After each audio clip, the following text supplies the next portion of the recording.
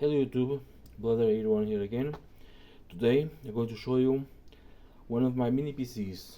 This is one of the slowest of what I have, and the brand it's Wintel Pro. On the bottom it's more info. Wintel box model CXW9.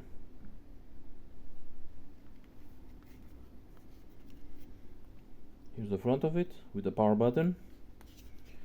On the left side we have a USB 2.0 and a USB 3.0 and a micro SD card reader.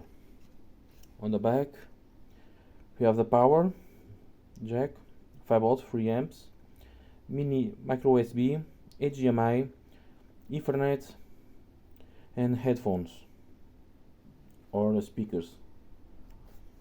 On its right side it has nothing. I bought this I don't know, I forgot many years ago, and it's an Atom base. It's the Atom. It's the same family of the HP computer, the Slimline 260. It's from the same family, but it's built a bit different. Let me hook it up and I will show you. Okay, let's power it up.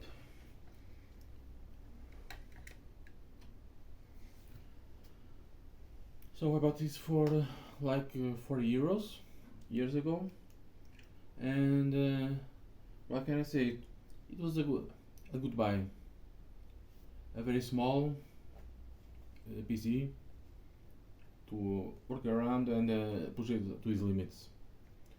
This is as a passive cooling, not an active cooling.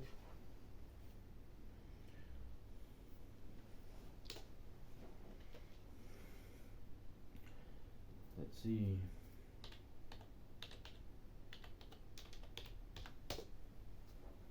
Here we go.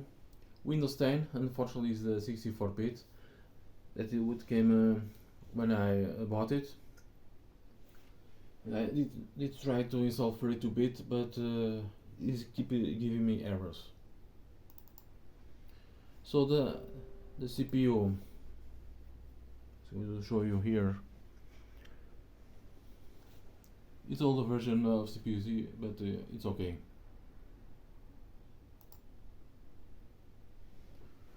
Let me close it up a little bit so you can see better.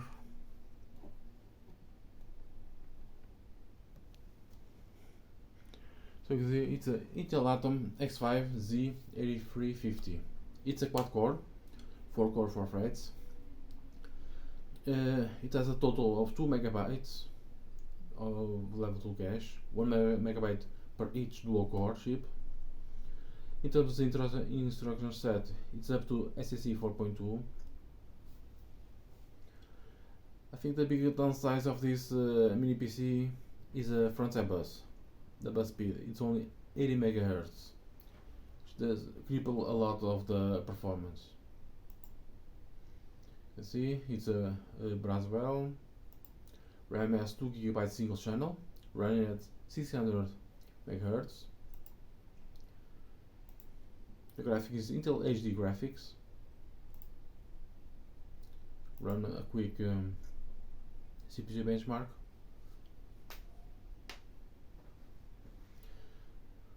While it finishes, I'm trying to see if or either install a Windows 10 32-bit or a Linux based one. I probably go with a Linux also. Here you go. In a single thread, it scores 57 points, and on the multi-thread, 234.2. Now comparing with the slowest CPU it has here, the Core 2 Duo E8500, is a huge difference. It's basically more than 4 times faster in single core performance, and more than the double. It's like 3 times faster than in multi-thread, since this has the CPU core and cache is lower. So if you want to get a better PC, you better go with a Core 2 Duo, a fast one. Let's see the graphics card specs.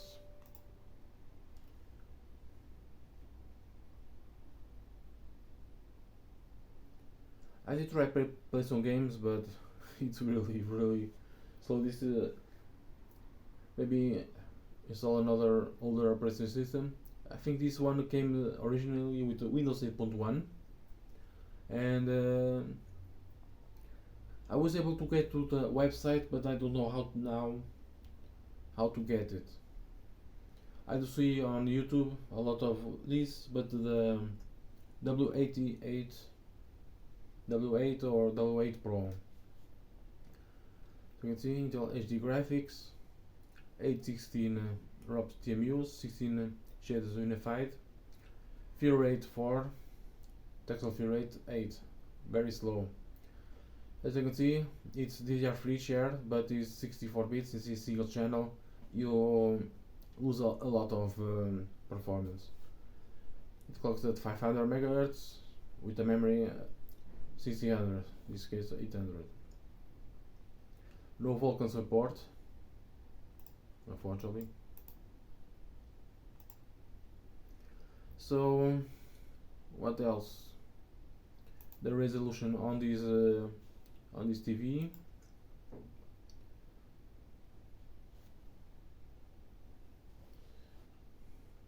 It's at 1366 by 768. So having 2 GB of RAM and a 64-bit operating system pushes a lot by the system. But in some videos at 720p 60, it with only YouTube, it still works well.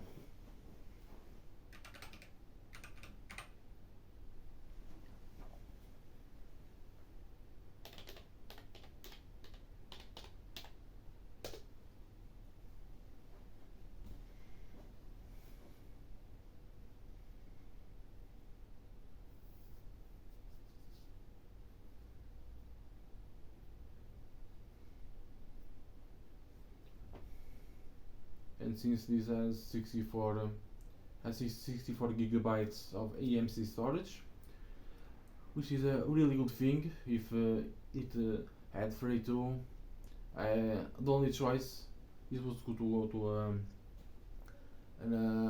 a small Linux distro, because I have another mini PC with 32 gigabytes, and after all the updates, even cleaning stuff, removing stuff, I only have less than 5 gigabytes of storage. So no, not big uses. Fortunately, you could add an SSD. Let's choose a random video.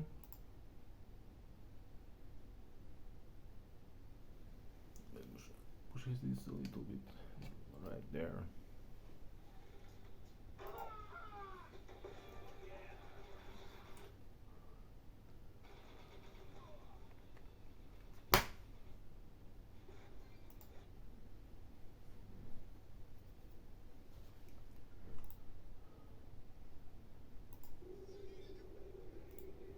(720p 60 FPS), only YouTube, as you can see.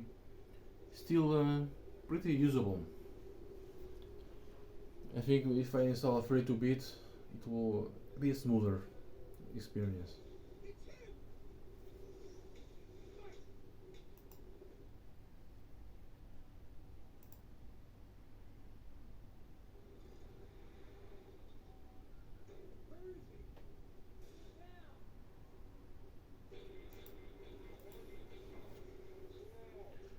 Let's go.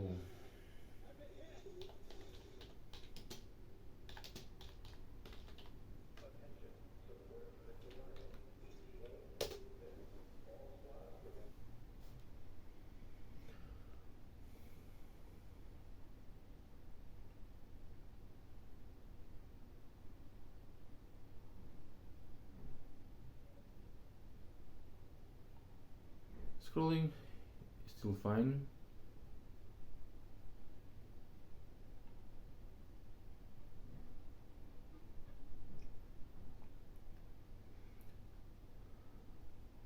So 720p 60 fps is the best what you can run on YouTube on this small computer.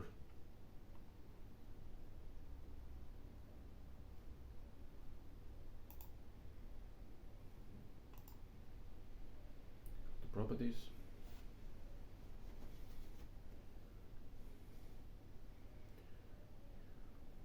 To keep at the RAM, 64-bit. There are some versions that have 4 gigabytes, which is a lot better. But in this case, having the 64 gigabytes MMC is very good in this case.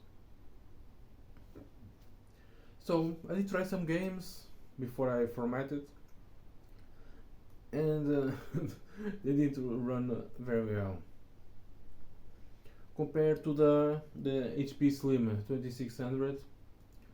So you have limited storage space and RAM. On the other one, on the HP, you can already max out the RAM and put an SSD. It did well, but the games not so much.